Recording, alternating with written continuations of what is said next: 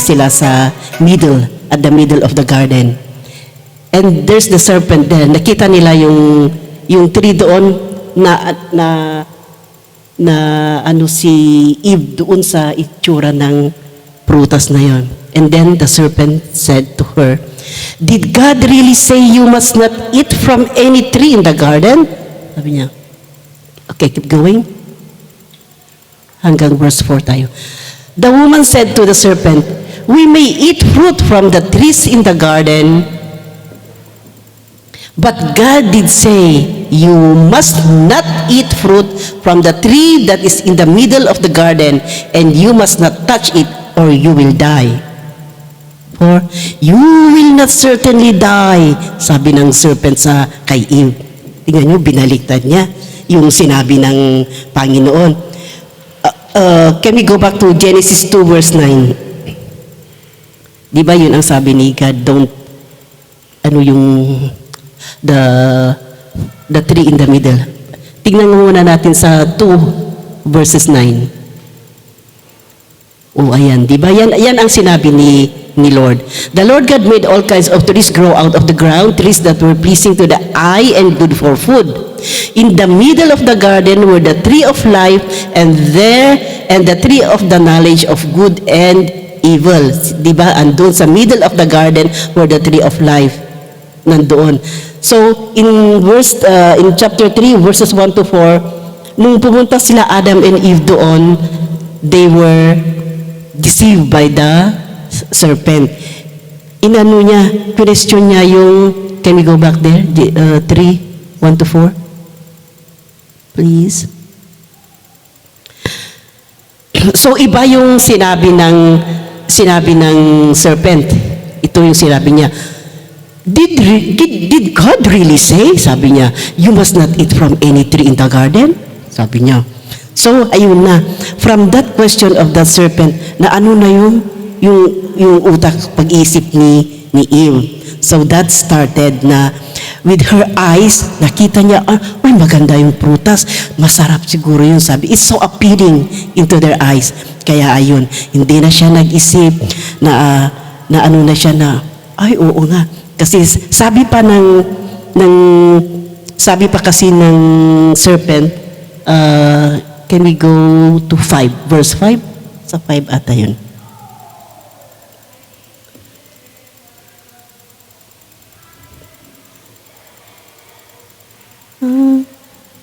Yung katuloy nun. Yan. Ayan, sabi pa niya, "For God knows that when you eat from it, your eyes will be open and you will be like God, knowing good and evil." Yan yung mga pinagagawa niya. Di ba? Your eyes will be open and you will be like God, knowing good and evil. Makaka-level nyo na, sabi niya. Because that is his, yun din ang gusto ni Satan. Kaya yun ang sinabi niya kay Adam and Eve. Si Eve. At yun na, hindi na siya nag-isip, and then they ate. Tapos, binigyan din niya si Adam. So, dalawa na sila. So, ano yung nangyari na? So, they disobeyed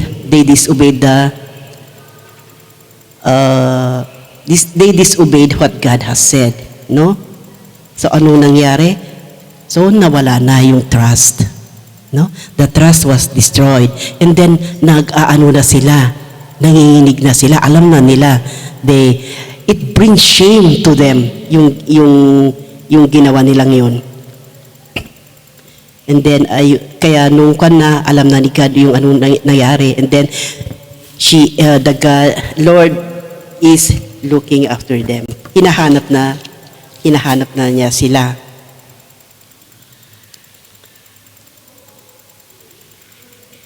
Ayan.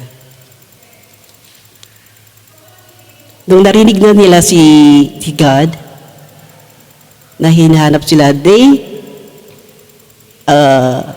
dito sa verse 10, he answered, "I heard you in the garden and I was afraid because I was naked, so I hid." Nagtago na sila.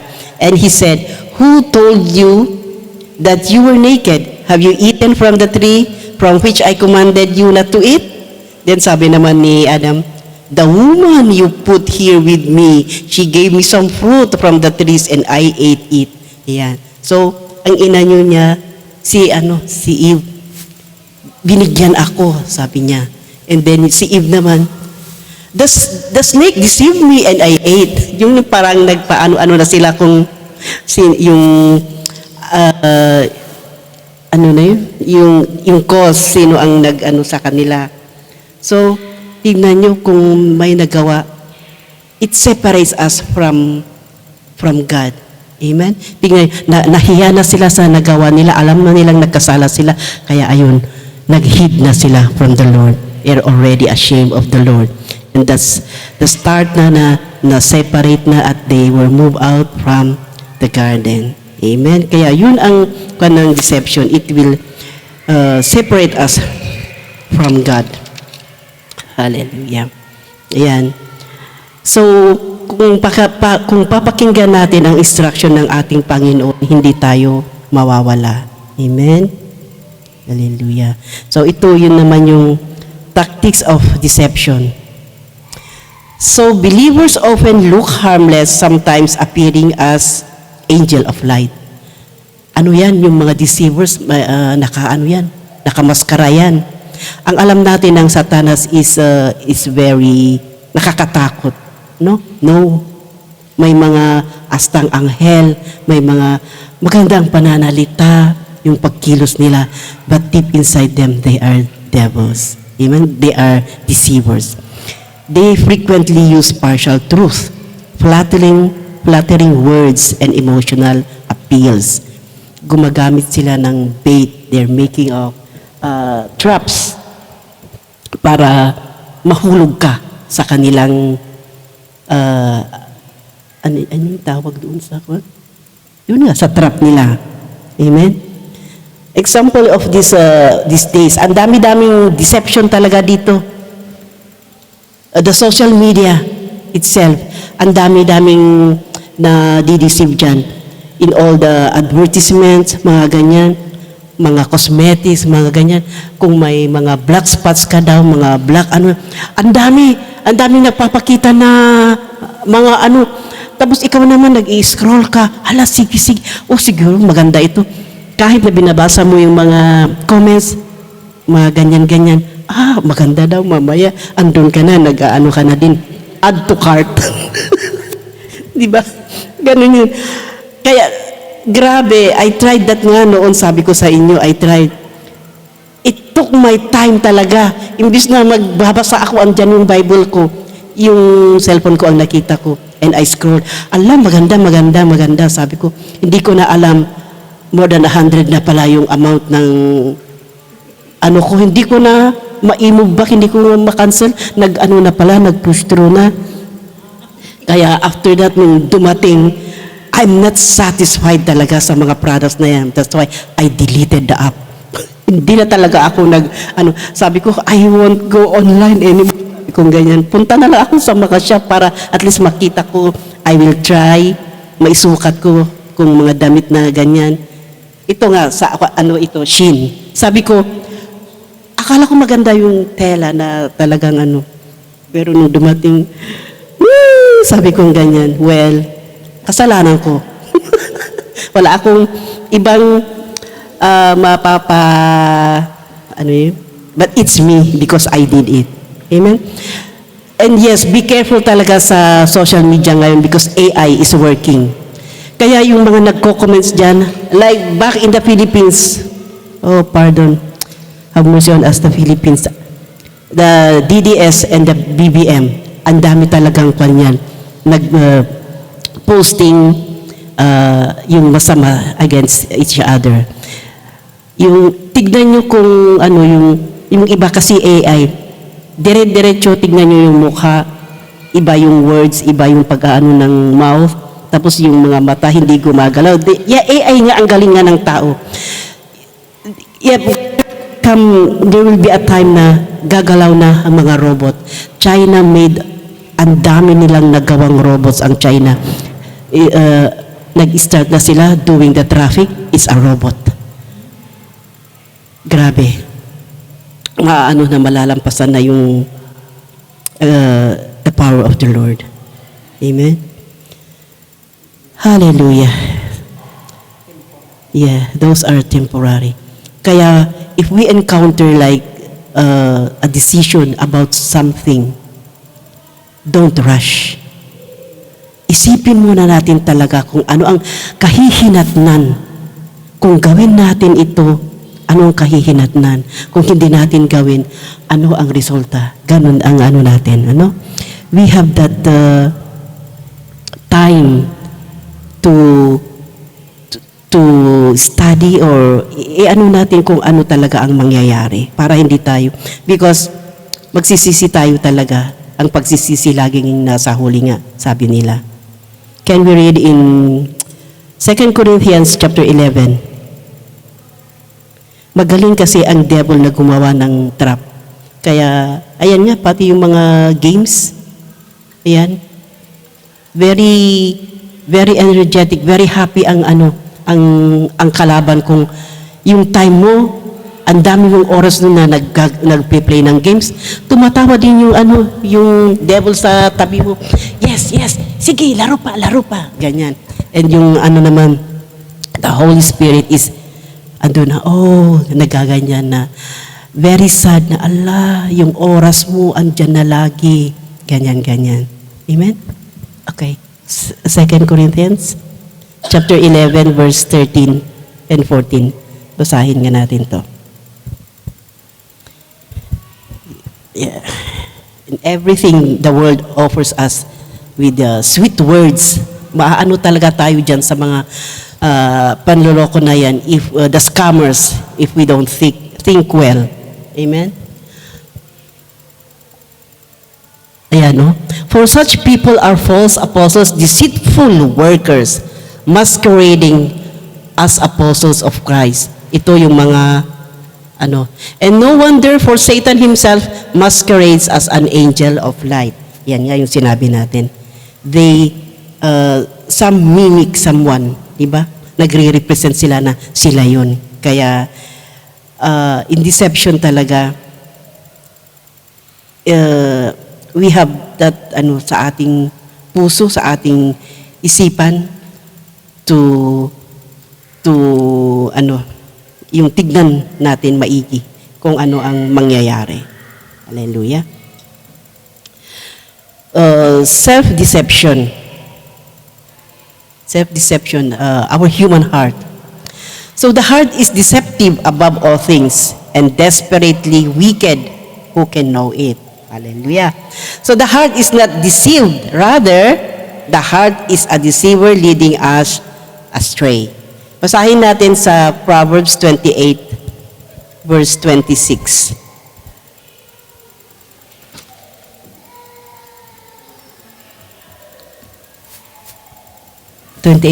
Oh, see?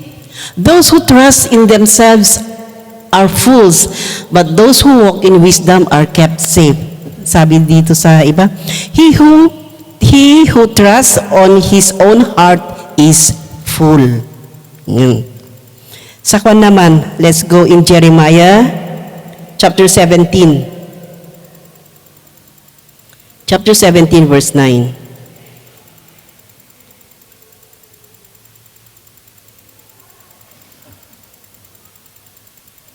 Yan. So the heart is deceitful above all things and beyond cure. Yan yung sabi natin kanina. Who can understand it? So the Bible warns that human hearts can be deceitful. Another in James 1 verse 22. James 1:22. So in the book of James repeatedly warns against self-deception, such as merely listening to God's word without putting it into practice. Yan, nakikinig tayo ng salita ng Panginoon, lagi tayo nakikijoin sa Bible studies, prayer meetings like that. We keep on hearing and hearing the Word of God. We read the Word of God, but we don't practice it. We don't use it in our daily lives. No? So that's self-deception. Do not merely listen to the word and so deceive yourselves. Do what it says. Diba? Yan ang sabi sa James. Do what it says. Yan. Don't deceive yourself. Kasi alam mo na, narinig mo na, alam mo na yung nararapat na gawin and still you don't do it. So, you are deceiving. You are deceiving yourself. Amen? Because we are already spiritually matured, di ba?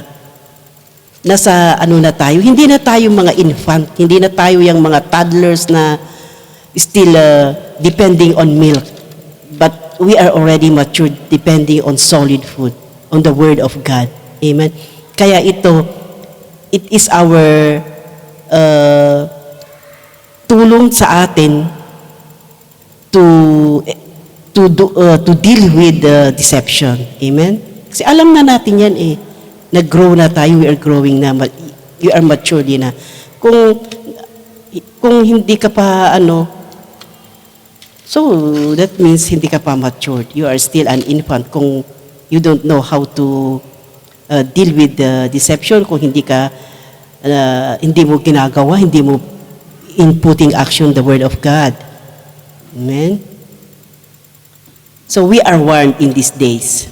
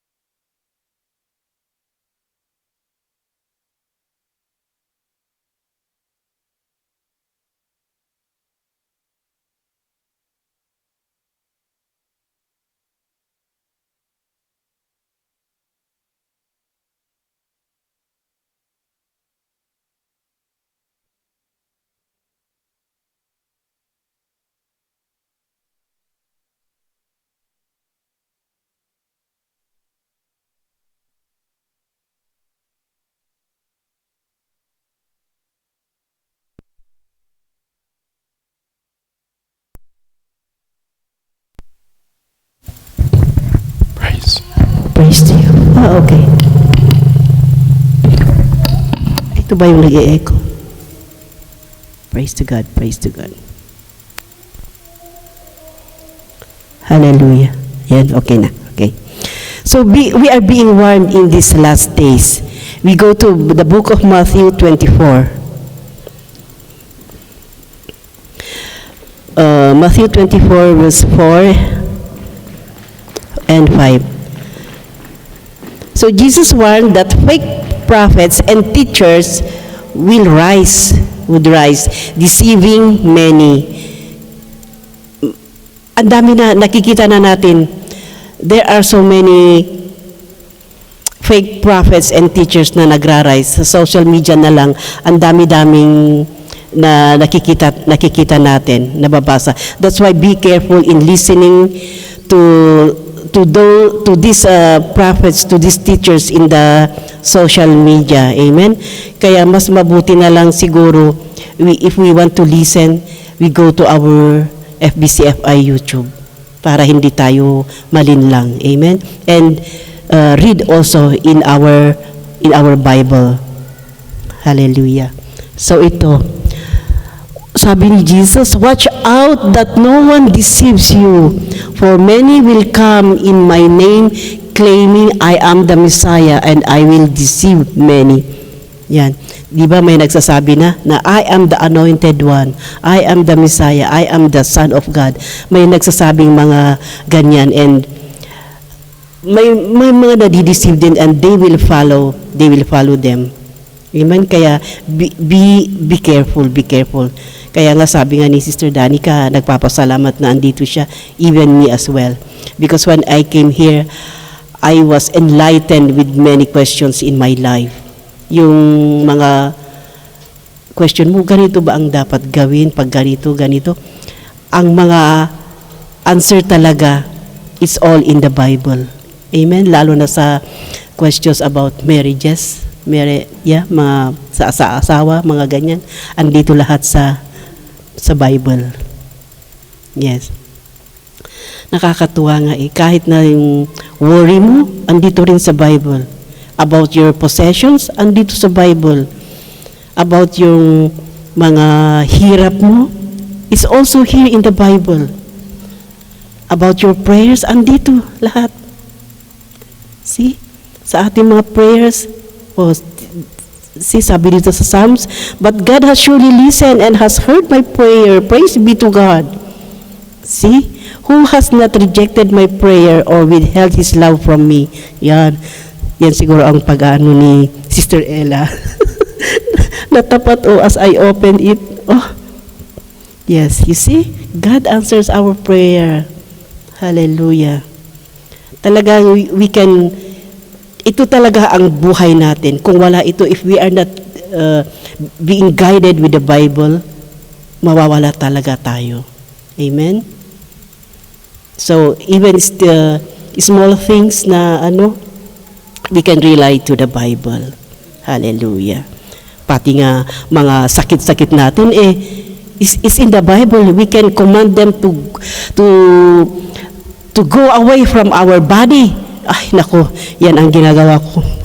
Minsan nga, sumakit ang ulo ko. Bakit kaya ito? Sabi ko, ikaw na sakit ng ulo, lumayas ka. Sabi ko, umalis ka nga dito sa ulo ko. Ano ginagawa mo dito? Para bang, as if you are crazy, but in Jesus' name, sabi mo yan, it will help you. Hallelujah. Ayan. So, ang daming magra-rise na it will deceive us. Madami dyan, pastors din.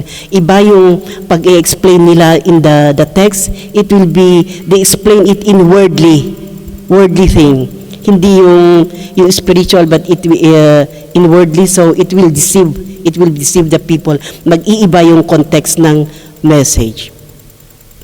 Meron nga yung na-encounter ko na those who are weary, sabi, come to me those who are weary and I will give you rest. Sabi nung pastor, ang kanya doon. Ayan, kaya kayo, huwag kayong trabaho ng trabaho, magpahinga kayo. Ganun ang pag-ano niya doon. Mag-ano naman kayo kung may time, sabi niya, you go and relax, mga ganun. Mamasyal-masyal, you go to your friends, mga ganyan ang pagsasabi niya. So it's not aligned to sa word of God. Amen? So these warnings, we go to 11, verse 11. Maganda rin yun. Same chapter. And many false prophets will appear and deceive many people. Verse 24. 24. Yan. For false messiahs and false prophets will appear and perform great signs and wonders to deceive, if possible, even the elect. Kahit na yung mga faithful, madideceive pa rin yan. Kaya, ano ang gagawin natin? Later, we will have that. So, the warnings are not to be taken lightly. Huwag nating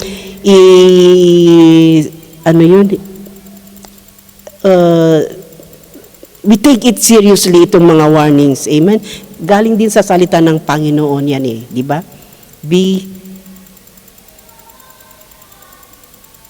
Watch, sabi nga niya doon, di ba? These teachers will rise, the fake teachers. So, not sinners, not poverty or persecution, but deception is the greatest single danger one face in the end of the age. Yan na. So, deception, ito yung mahirap na harapin natin in this age na. Kasi it will lead us, yung ginawa ni Adam and Eve, it will lead us away from God. Amen? Okay, and next, the warning is the false teachers. They speak from the word point of view. ito yung sinabi ko kasi kanina. So, it is prophesied that false teachers will use signs and lying wonders, often because people abandon the love of truth. Yan. So, people abandon the love of truth, madideceive talaga ang mga itong tao na ito. They will be easily deceived. Let's go to 2 Thessalonians chapter 2. Basahin natin doon. 2 Thessalonians chapter 2, verse 9. Verse 9 hanggang 12 tayo. So the coming of the lawless one will be in accordance with how Satan works. He will use all sorts of display of power through the signs and wonders that serve the lie. Tignan, galing niya. And all the ways that wickedness deceives those who are perishing, they perish because they refuse to love the truth and so be saved. 11. For this reason, God sends them a powerful delusion, so that they will believe the lie. Ay nako.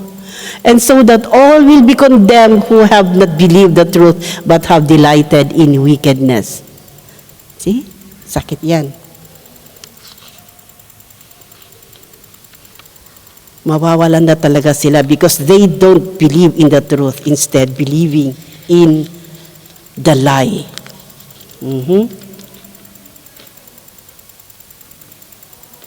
We go to chapter 2, 2 Thessalonians din, chapter 2, verse 10. Yan. All the ways that wickedness deceives those who are perishing, they perish because they refuse to love the truth and so be saved. Ayan, pareho. Meron din sa Colossians chapter 2, verse 8. Colossians chapter 2, verse 8. Yan. See to it that no one takes you captive through hollow and deceptive philosophy, which depends on human tradition and the elemental spiritual forces of this world rather than on Christ. Yan. Ang daming traditions, ang daming customs and traditions. Ang dami pa rin gumagawa niyan. Amen? But praise the Lord for me, I am half Mountain Province and Benguet Province. Since my father died, doon na namin lahat sinabi na this is the end, sabi namin, of practicing the paganism. Sabi namin yung grabe, namatay ang father namin, lahat ng mga kalabaw niya, all are butchered. Tapos mga baboy pa. Yung bang, kasi doon sa amin they butcher the pig or even chicken. Tinitignan nila yung, liver ba yun? Atay? Kung may color or whatever. Grabe, it happened to us, sabi nila, ay, hindi maganda ito, sabi nila, magkakatay kayo ulit ng isa. Sabi, it gives us, yung talagang, yung financial, talagang it breaks you. Kaya sabi namin noon, mula doon, sinabi namin, Daddy, we have already done everything. But sorry to say, sabi namin, ito na ang last na paggawa namin ng mga rituals ninyo, yung ugali ninyo, sabi namin. Kung may mga magkakasakit man or whatever, hindi namin yung go into the tomb and yung ilabas na naman yung mga buto-buto and then wipe it. Ganon kasi yung namin noon. If someone is sick, tapos matagal na naghihil, tapos ipapakita mo sa, anong tawag doon, and they will see, kumuha kayo, bili kayo ng white chicken, mga kayo. Tapos yung nanay ko din, ang hirap niya, pumupunta pa doon sa hilltop, naghahanap ng white na chicken, wala. Nag-order pa siya sa mga umakyat ng Baguio, who are selling mga chicken, nag-order pa siya. So, next week pa, ganyan. So, ganun, nakita ko talaga yung mga practices na yun. And then, ayun na, ginawa na namin. And then, it healed. Na-heal yung right shoulder ko na ganyan. Ewan ko kasi ako pa naman yung bakit nangyari yung ganun. Tapos ayun na, parang na-heal. So, before yun, kasi wala pa nga ako dito sa church, kaya ang ano ko din, nakaka-heal din pala yung mga traditions na ganyan. And then, I'm so na ganun pala, nung andito na ako, I was enlightened. Naku, Lord, we are so sorry. Forgive us for what we have done, sabi ko. Pati yung nakikiusap sa patay. It is very,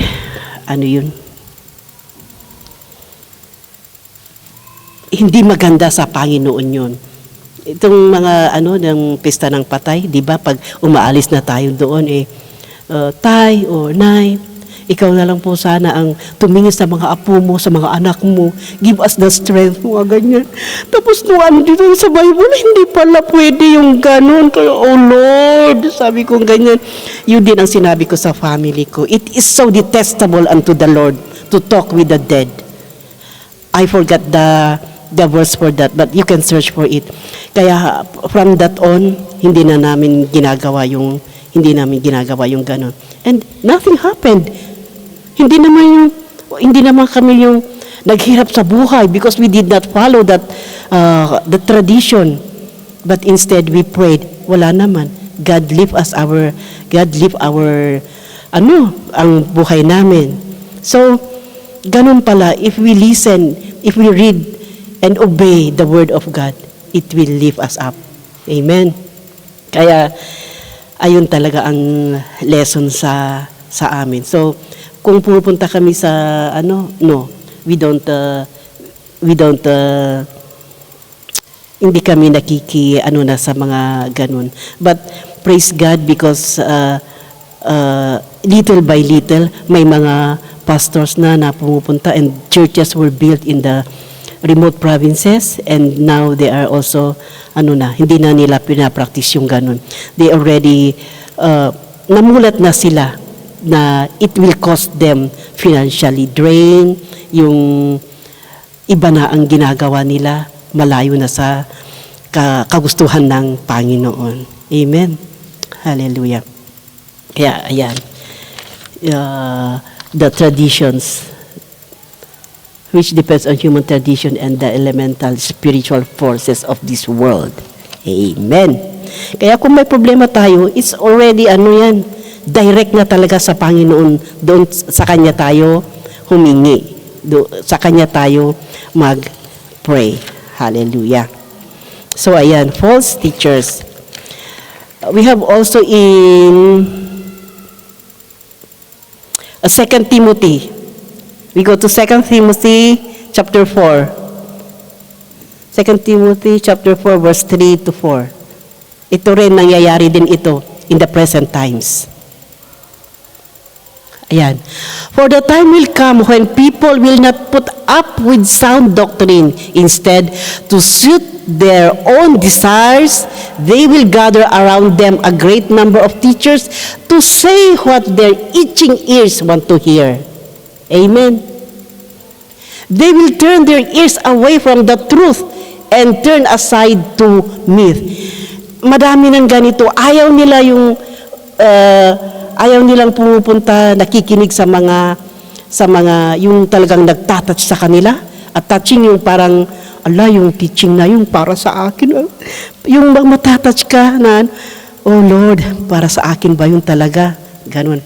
Ayaw nila yun. Some will just go to yung light lang, yung naririnig ng nila is about grace, about enlightenment, mga ganun. Ayaw nila yung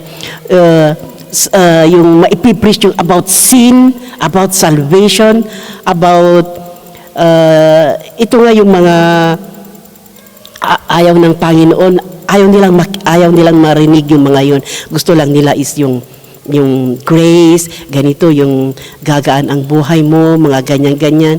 Wala yung mga sacrifice, wala yung self-denial, mga ganyan ba? So, ayan, yan ang there will be for the time will come when people will not put up with sound doctrine. Instead, to suit their own desires, they will gather around them a great number of teachers to say what their itching ears want to hear. Ayan. They will turn their ears away from the truth and turn aside to me. Kaya yung iba, ayaw nila. Meron nga yung parang hindi naman nagdi-despise mga ganyan. Because I heard about that as well. Sabi, asan ba ang church nyo? Yung ganito. Ay, yung naghahaliluya. Ganun sabi nila. Yung maingay daw pag mag-praise and worship, bakit may maingay, may nagsisigaw, may umiiyak, may pumapalakpak, ganun. Parang kwan sa kanila yun, parang it's like a crazy thing. But no, it's not.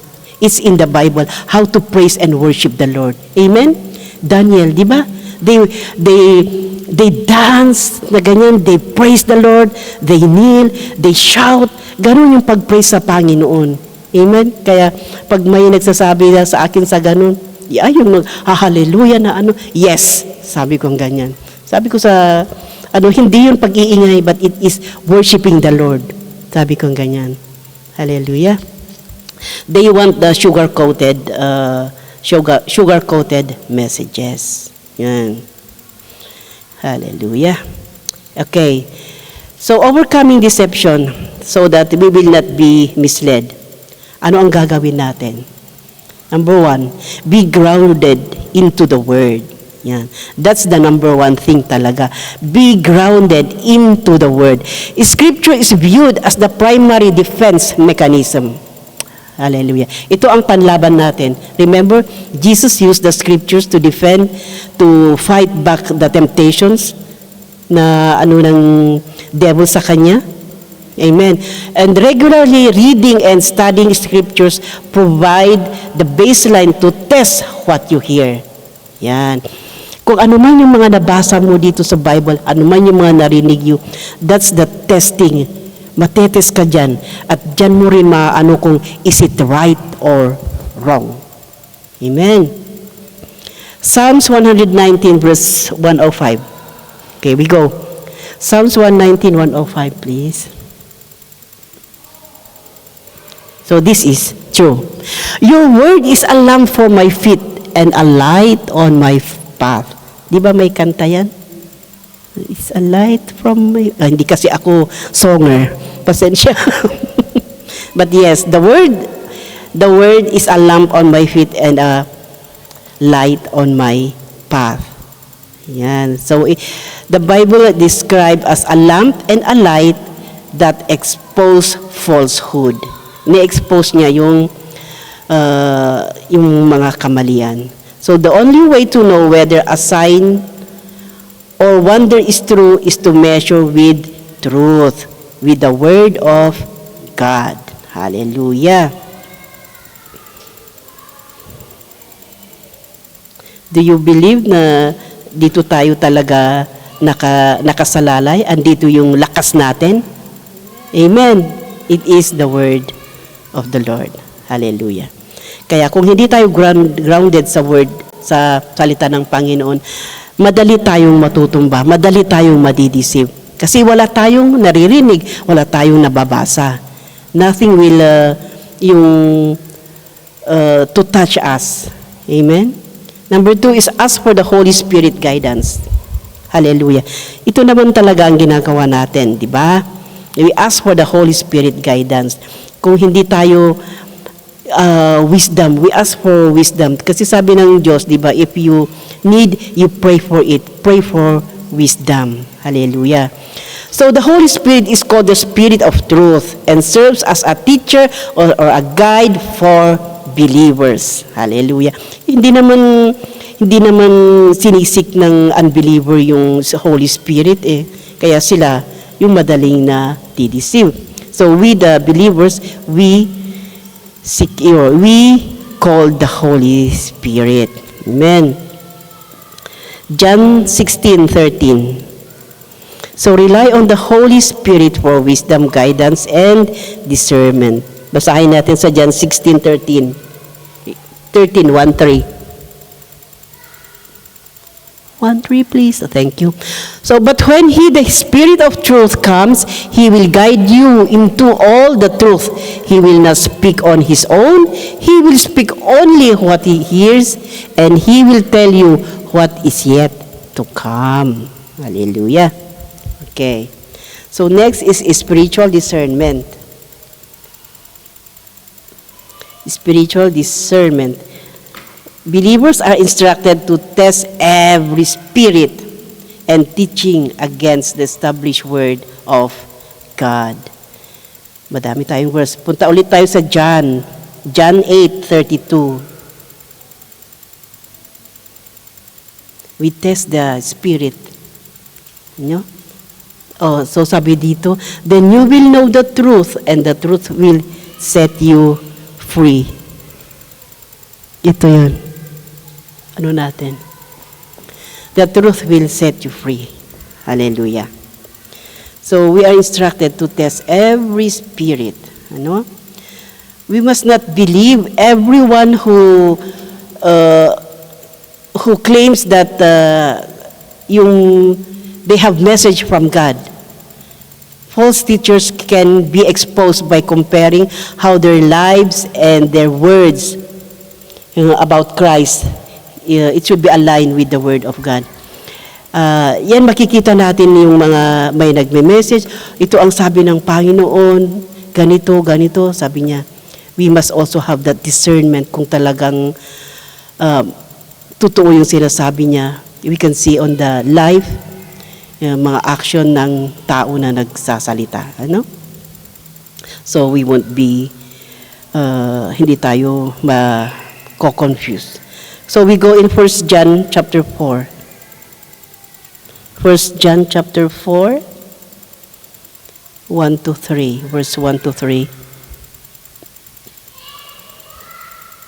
Okay, so dear friends, do not believe every spirit, but test the spirits to see whether they are from God, because many false prophets have gone out into the world.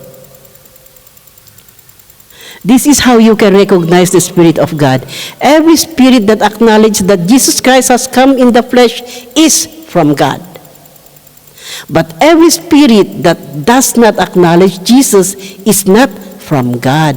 This is the spirit of the Antichrist, which you have heard is coming, and even now is already in the world.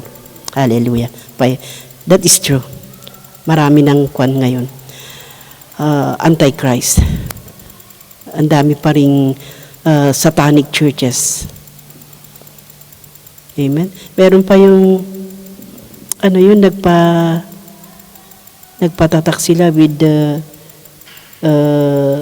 baliktad na cross. You see how they mock the Lord? Grabe ang ginagawa ng tao ngayon.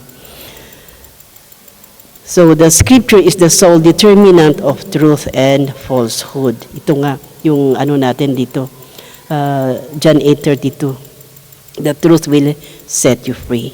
Kaya dapat alamin natin talaga ang nilalaman ng Bible, the Word of God. And 4 is the armor of God. Hallelujah. We are so familiar this armor of God. Amen. Kung napupunta kayo sa bahay, you can always see that.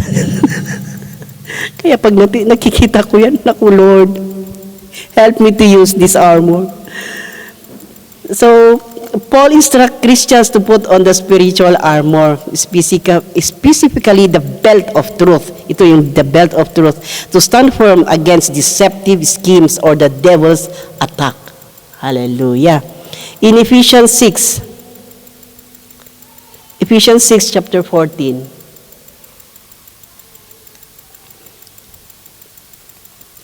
So spiritual battles must be fought with spiritual weapons.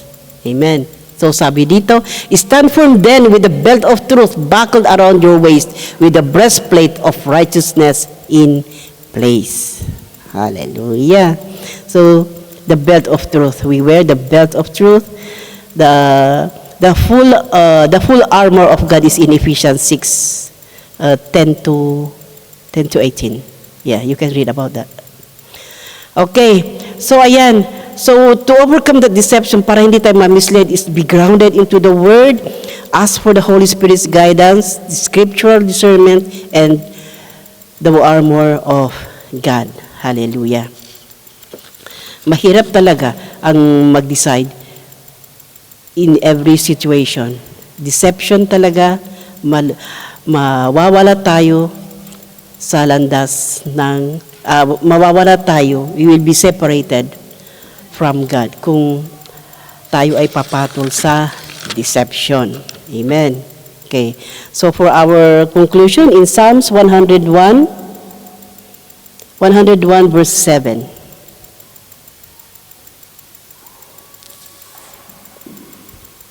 Oh, ayan. So, we read, no one who practices deceit will dwell in my house. Allah. No one who speaks false will stand in my presence. See? No one who practices deceit will dwell in my house. Kaya, we will not practice it. Amen? Para doon tayo manira sa kaharian ng Panginoon. Okay, see, sabi niya, no one who practices deceit will dwell in my house. Hallelujah. Another is in Galatians 5:25.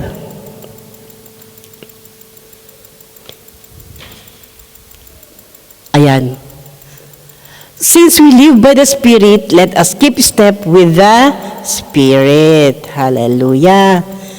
We are already born again. We are the sons and daughters of God. We are sealed. That's why we live by the Spirit. Let us keep in step with the Spirit. And another is in Ephesians 2 verse 10.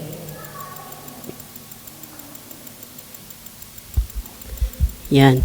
For we are God's handiwork, created in Christ Jesus to do good works, which God prepared in advance for us to do. Hallelujah. Amen. So, para hindi tayo mawala, para tayo ay talagang we will be in the right path, what we do is just focus and obey what the Lord is saying unto us. Amen? We focus our eyes on Jesus. Yan ang lagi nating isa-isip. Amen? Sa araw-araw ng ating pamumuhay, let's live our lives, our spirit unto the Lord para hindi tayo ma-deceive, hindi tayo ma-tempt. Yung bang tayo talaga ang mag-aano sa kanila. We push away the deception and temptations in our life. Amen? Because remember what we have read here na those who practice deception will not ultimately dwell in God's presence. Ayaw naman natin yan, di ba? Kaya we ponder on that those who practice deception will not ultimately dwell in God's presence. Hallelujah. So, that is our message for today, and we pray na gagawin natin ito in our daily lives. Okay, let us pray. Let's stand. Hallelujah. Oh, Heavenly Father, we thank you so much for your word. We thank you so much, O Lord, for your promise. Yes, O Lord, help us, Lord, to combat these deceptions, these temptations, O Lord. For we want, O Lord, to dwell in your presence. O Lord, with this word, Father God, help us, Lord, to be away from this world, O Lord. We come against the glittering world, Father God. Help us, Lord, na hindi matetempt yung mga mata namin, O Lord, sa mga pinapakita ng itong mundo, Father God. Instead, O Lord, help us, Lord, to focus our eyes on you, Lord, that we will be led by the Spirit. Help us, Lord, na as we are already matured, Father God, we will obey and we will listen to your commands with your instructions, O Lord. Help us, Lord, that the more we will deepen our faith, Father God, the more that we cling unto you, the more that we read and listen to your word, Father God, and to use it, Lord, in our daily lives.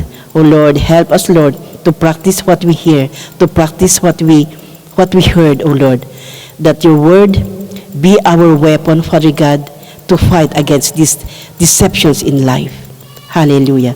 Thank you, Lord, for you are there always in our lives. We thank you so much, O Lord. Ikaw po ang aming purihin. Napakadakila mo, O Lord God. Lord, we lift unto you, O Lord, our lives, our families, our church family, everything, O Lord God. Naalay namin, Lord, sa inyo po. Kayo po ang gumabay sa amin, sa aming pamumuhay. Araw-araw po, oras-oras. Yes, so Lord, we give you all the glory, the praises, and honor. In Jesus' name we pray. Amen.